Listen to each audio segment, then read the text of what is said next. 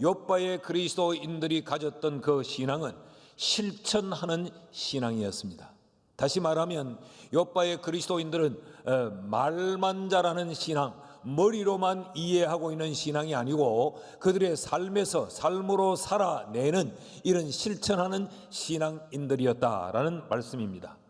먼저 욥바의 그리스도인들 가운데 한 여인을 가장 먼저 우리에게 소개하고 있습니다. 36절 말씀을 같이 한번 읽어보실까요? 시작. 욥바에 다비다라 하는 여제자가 있으니 그 이름을 번역하면 도르가라. 선행과 구제하는 일이 심히 많더라. 이 다비다의 이야기를 먼저 언급하고 있습니다. 이 다비다는 누구냐? 다비다는 도르가라고 하는 또 다른 이름을 가진 여자였다라고 말하지요. 이 도르가는 다비다의 헬라식 이름입니다. 이 다비다에게 헬라식 이름이 있었다고 하는 점을 우리가 비추어 보면 이 다비다는 헬라파 유대인이었던 것을 알 수 있습니다. 그런데 이 다비다, 도르가라고 하는 이 말의 이 이름의 의미가 뭐냐? 아름다움을 뜻하고 있습니다. 이 아름다움, 이 도르가라는 이 말을 영어로 옮겨 놓으면 게젤이라는 말, 그러니까 사슴이라는 이야기입니다. 그래서 이 유대인들은 이 이름을 굉장히 아름다움을 상징하는 이름으로 여겨졌던 것이죠. 아마 부모가 이 다비다의 이름을 지으면서 너는 사슴처럼 그렇게 아름다운 여인이 되어라, 그런 의미로 이름을 지어 주었을 것입니다. 이름은 본인이 짓는 것이 아니니까. 그런데 이 다비다는 여제자였다라고 이야기를 합니다. 여제자, 그러니까 여자들 가운데 굉장히 신실한 그리스도인, 그리고 그 욥바의 그리스도인들 가운데 어쩌면 리더격이었는지도 모릅니다. 그러니 이 다비다는 선행을 행하고 구제를 행하는데 어떤 특정한 때에 특정한 사람에게 특정한 일로 단회적으로 선행을 행하거나 구제를 한 것이 아니고 이 사람의 삶의 일상이 선행을 베푸는 삶이고 구제를 베푸는 삶이었다라는 이야기죠. 그래서 이 다비다의 삶의 선행과 구제가 아주 흘러 넘쳤다라고 지금 표현을 하고 있는 것입니다. 욥바의 그리스도인들은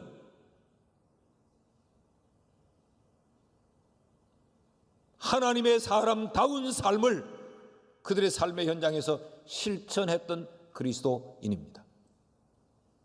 여러분, 세상이 교회를 만만하게 여기고 세상이 이 성도들을 조롱하고 비웃고 조소하는 그 이유가 뭡니까? 우리가 방언을 못해서가 아니에요. 우리가 기적을 행하지 못해서가 아닙니다.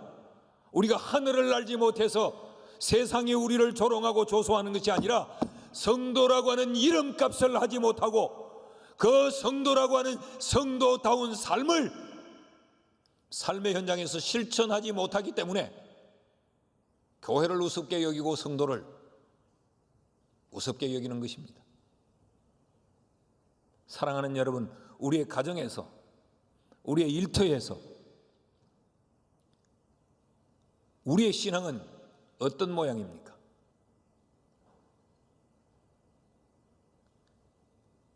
하나님의 말씀대로 우리가 실천하며 사는 우리의 삶이 성도다운 그런 신앙으로 우리의 삶을 사십니까? 아니면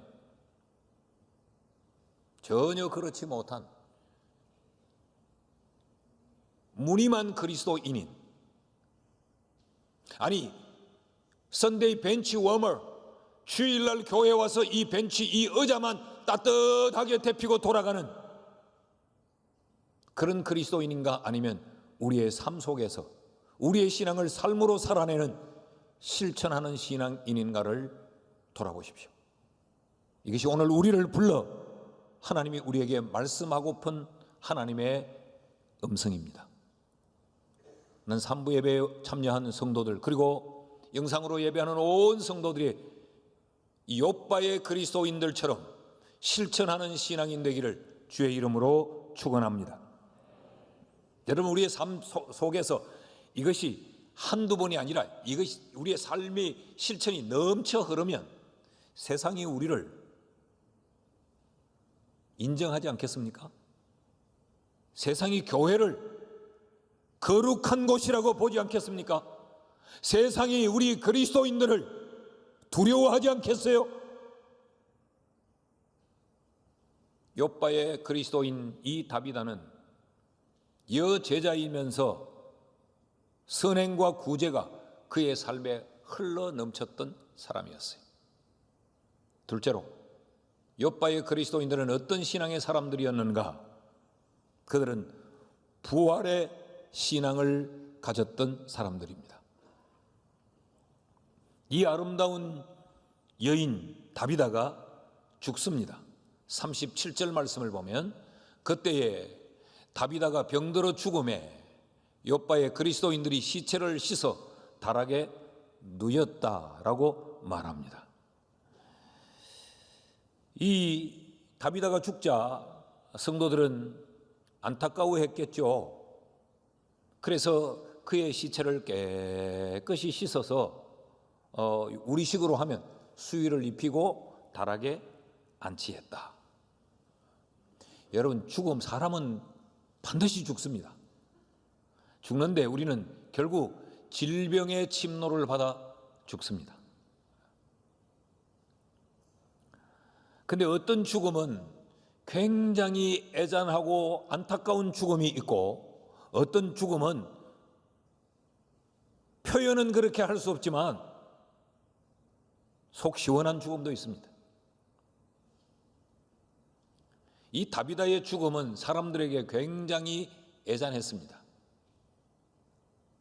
많은 사람들이 그의 삶에 혜택을 입었기 때문에 그렇겠죠.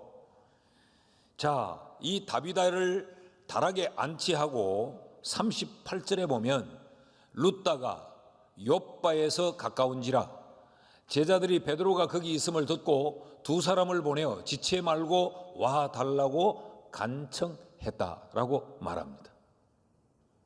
자, 이 과정에서 좀 이해가 안 되는 한 장면이 있습니다. 사람은 언제나 죽기 때문에 다비다가 죽었다라고 하는 것은 이해가 됩니다. 다비다가 병들어 죽었다는 것도 이해가 됩니다. 그의 시신을 깨끗이 씻었다라는 것도 이해가 됩니다. 자, 그런데 이 시신을 다락에 안치했다고 하는 것이 이해가 되지 않습니다. 이 당시에는 요즘처럼 수십 층, 수층 되는 그런 빌딩을 가지고 사는 때가 아니고 거의 단층 건물에 이 다락방을 가지고 있는 이런 집들이 있었어요. 그래서 그 당시 문화적 관습은 시신은 1층에다가 안치를 했습니다. 왜 그랬느냐? 1층에 안치를 해야 조문객을 받기도 좋고 장례를 치룰 수가 용이했기 때문에 그렇습니다. 그것이 보편적 문화였고 그 당시의 관습이었는데 이 다비다의 시신을 깨끗이 씻은 뒤에 다락에다가 안치를 했다라는 것이지요. 왜 그랬을까? 왜 보편적으로 행하는 1층에 안치를 하지 않고 다락에다가 안치를 했는가? 이 이유가 뭔가? 유독히 성경을 보면 성경에만 이 다락에 안치했던 일들이 기록이 되어져 있어요. 우리가 잘 아는 대로 열왕기상 17장에 보면 이 엘리야가 사르밧으로 가서 사르밧 과부에게 도움을 받으면서 머물지요. 그때 이 사르밧 과부의 아들이 병들어 죽습니다. 죽자 이 엘리야가 죽은 그 집 아들 시신을 들고 다락으로 올라갔다 그랬죠. 그리고 그 다락에 시신을 올려놓고 그 시신 위에 몸을 얹고 기도하여 그 아들을 살려낸 기록이 나타납니다. 이게 보편적이고 일상적인 기록이 아닙니다. 그런가 하면 그 엘리야의 제자 엘리사 때도 동일한 일이 기록되어져 있어요. 열왕기하 4장에 보면 이 엘리사 때 수넴 여인의 아들이 죽습니다.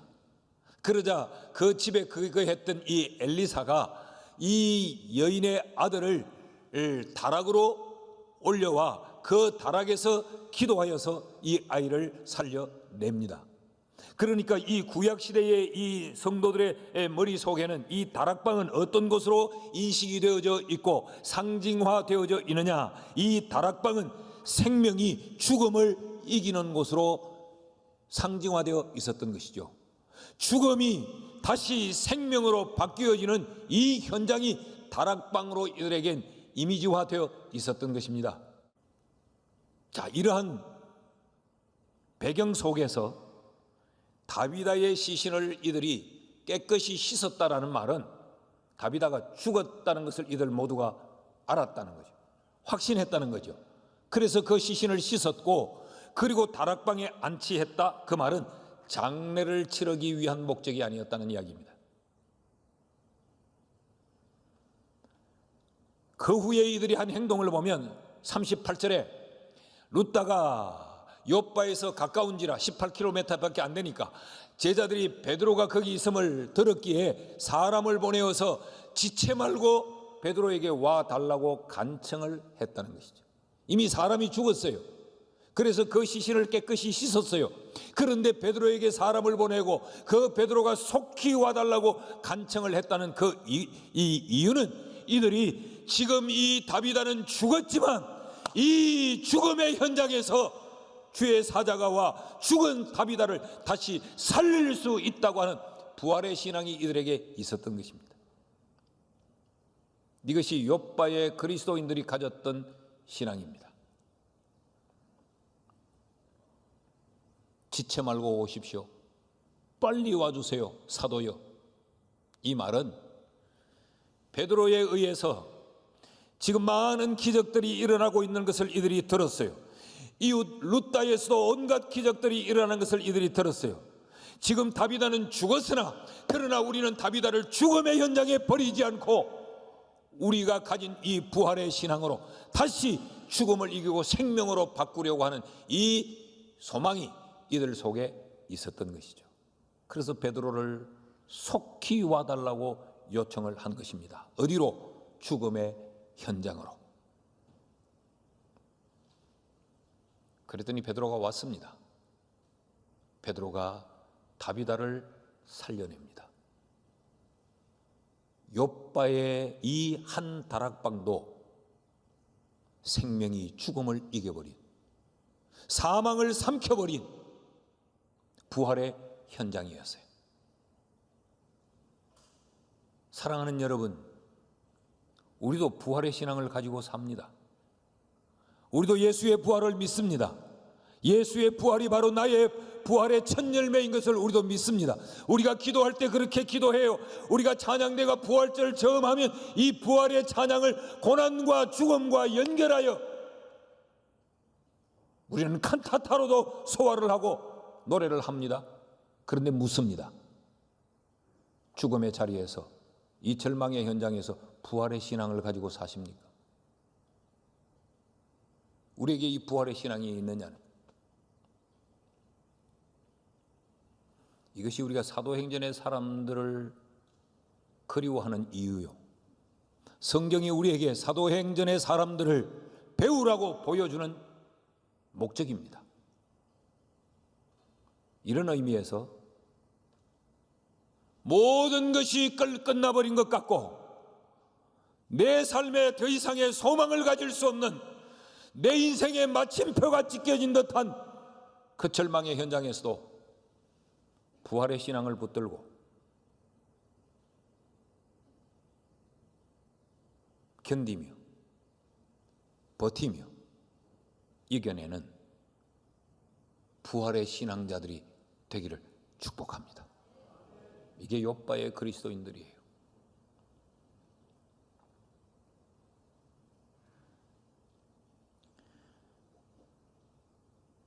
자, 부활신앙을 가졌던 이들은 또 하나의 신앙의 형태를 우리에게 보여줍니다. 그것은 긍정의 신앙입니다. 어쩌면 이것은 당연한 결과여야 합니다. 부활의 신앙을 가졌다면 어떤 절망의 상황 앞에서도 포기, 낙담, 패배의식을 가져야 될 것이 아니고 긍정적 태도를 가져야 하는 것입니다. 다비다가 죽고 다비다를 다락에 안치해놓고 베드로를 초청했지요.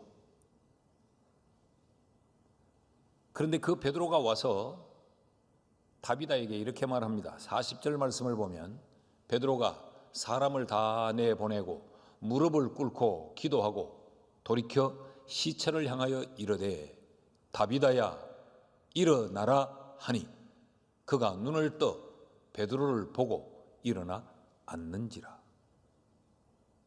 여러분, 이것이 얼마나 비상식적이고 비논리적입니까? 시체를 보고 다비다야 일어나라. 이게 강한 이야기입니까? 이 정상적인 어느 사용입니까? 시체를 보고 끝나버린 상황에 아무것도 기대할 수 없는 그 현장에서 그 절망을 보면서 희망을 선포하고 있습니다. 다비다야 일어나라. 그랬더니 다비다가 베드로를 보고 일어나 앉았다고 말합니다. 여러분, 이것이 그리스도인의 삶이어야 합니다. 욥바의 그리스도인들은 이렇게 산 거죠. 우리는 상식으로 사는 사람이 아닙니다.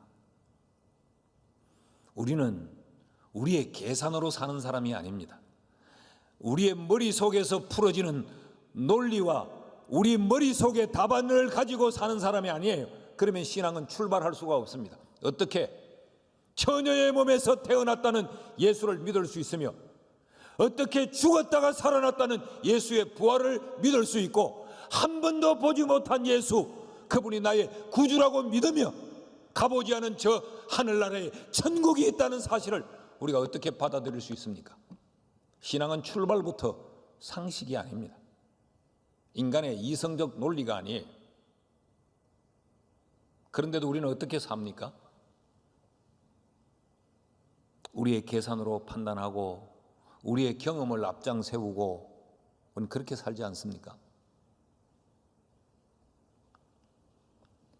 시체를 향하여서 일어나라라고 했더니 시체가 일어났어요. 41절을 보면 베드로가 손을 내밀어 일으키고 성도들과 과부들을 불러들여 그가 살아난 것을 보게 했다. 여러분, 이런 드라마를 보면 무서워서 볼 수 있겠습니까? 시체를 향하여서 다비다야 일어나라. 이게 벌떡 일어났어요. 베드로하고 눈을 마주해요. 그 손을 내밀어서 일으켜 세웠다. 여러분, 여기 다비다를 일으켜 세운 것은 베드로로 기록이 되어져 있습니다. 그러나 실상은 현상적으로는 베드로가 일으켜 세웠지만 실제는 욥바의 그리스도인들이 일으켜 세운 겁니다. 왜인지 아십니까? 욥바의 그리스도인들은 다비다가 일어날 것을 믿었습니다. 그래서 다락에 안치했습니다. 그래서 베드로에게 사람을 보냈습니다. 속히 와달라고 간청을 했어요. 베드로가 도착하자 그 베드로를 다락으로 안내해 다비다의 시신 앞에 베드로를 세웠습니다. 그러니 결국은 이 베드로를 일으켜 세운 이 손은, 다비다를 일으켜 세운 이 손은 베드로의 손이었지만 다비다를 일으켜 세운 것은 욥바의 그리스도인들이었다는 거죠. 이것이 바로 욥바에 있는 이 그리스도인들의 긍정신앙입니다. 죽음 앞에서도 끝났다고 포기하지 않았다는 이야기입니다. 그 절망의 현장에서도 이들은 낙심하는 것으로 끝내지 않았다는 이야기죠. 믿음을 가지고 희망을 꿈꾸며 부활을 소망하며 이들이 최선을 다하는 이 긍정의 신앙을 이들이 가졌다는 이야기입니다. 여러분, 실천신앙이 이들의 삶이었다고 하면 부활신앙은 이들의 믿음입니다. 여기 긍정신앙은 이들의 정신입니다. 오늘 성경은 우리에게 이런 욥바의 그리스도인들을 보여주면서 절망의 시대, 두려움과 공포의 시대, 정말 미래가 암울한 이 시대를 사는 우리에게 너희들이 부활의 예수 그리스도를 믿는다면, 죽음을 생명으로 바꾸시는 예수 그리스도의 능력을 믿는다면 너희들도 긍정의 신앙을 가지라는 것입니다. 자, 여기 41절을 제가 다시 한번 읽습니다. 베드로가 손을 내밀어 일으키고 성도들과 과부들을 불러들여 그가 살아난 것을 보여줬다. 지금 여기 두 그룹을 이야기하지요. 성도들이라는 한 그룹과 과부들로 지칭되어 있는 한 그룹을 소개하고 있습니다. 이 성도들은 누구냐? 성도들은 다비다를 씻어 다락에 안치하고 베드로에게 사람을 보내고 베드로를 속히 와달라고 간청을 하고 그 베드로를 이 시신 다윗 앞에 이르게 했던 그리스도인들입니다. 그럼 여기 과부들은 누구냐? 이 과부들은 그 다비다의 시신 옆에서 슬퍼하며 통곡하고 끝나버린 다비다의 삶에 대하여서 회한을 토로하고 있던 사람들이에요. 다시 말하면 이 성도들은 긍정의 신앙인들을 말하고 이 과부들은 절망의 일반인들을 표현하고 있는 겁니다. 39절 말씀을 보면 베드로가 일어나 그들과 함께 가서 이르매 그들이 데리고 다락방에 올라가니 모든 과부가 베드로 곁에 서서 울며 도르가가 그들과 함께 있을 때에 지은 속옷과 겉옷을 다 내보이거늘. 지금 이 과부들은 다비다의 시신 옆에서 모든 것이 끝났기 때문에 슬피 울면서 다비다가 살았을 때 우리에게 겉옷도 만들어줬어요. 다비다가 살았을 때 우리에게 속옷도 지어줬어요. 이 귀한 다비다가 죽었어요. 이제 누가 우리에게 이런 선행을 베풀어 줄지요. 지난 날을 회상하며 안타까움과 서러움의 눈물을 쏟아놓고 있었던 것이죠. 성경은 지금 성도들과 과부들로 표현하면서 이 둘을 대조시키고 있는 것입니다. 욥바의 그리스도인들처럼 우리의 이 절망적인 상황을 해결해 주실 수 있는 전능하신 하나님은 우리의 기도를 보내어 그 하나님을 이 현장으로 불러들여 하나님에 의해 이 절망이 희망이 되게 해야 하지 않겠습니까? 그것이 긍정의 신앙이요. 만왕의 왕이요 절대적 전능권을 가지고 있는 예수 그리스도, 그분을 이 절망의 현장으로 초청해야 하지 않겠습니까? 그래서 상식적으로 해결이 될 수 없는 상황에, 이성적으로 해결이 될 수 없는 이 상황을, 시체 같은 이 현실을 향하여서 예수님이 일어나라! 라고 희망을 선포하도록 우리가 기도해야 하지 않겠습니까? 여러분, 금식하며 기도합시다. 철야하며 기도합시다.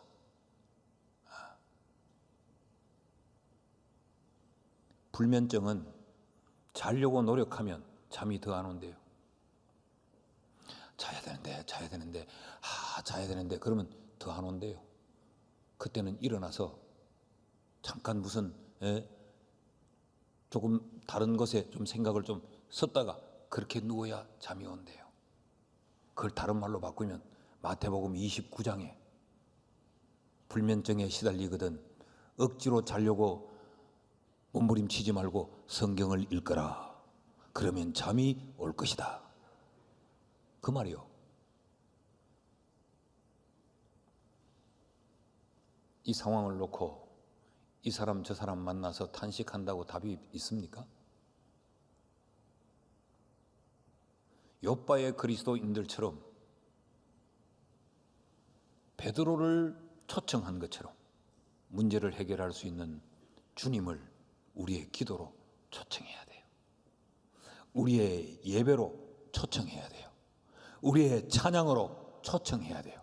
주가 오시면 시체가 일어나 앉습니다. 그러면 우리에게도 욥바의 그리스도인들이 경험했던 것처럼 죽음을 생명으로 바꾸는 놀라운 하나님의 은혜, 하나님의 복을 경험하게 될 줄 믿습니다. 향해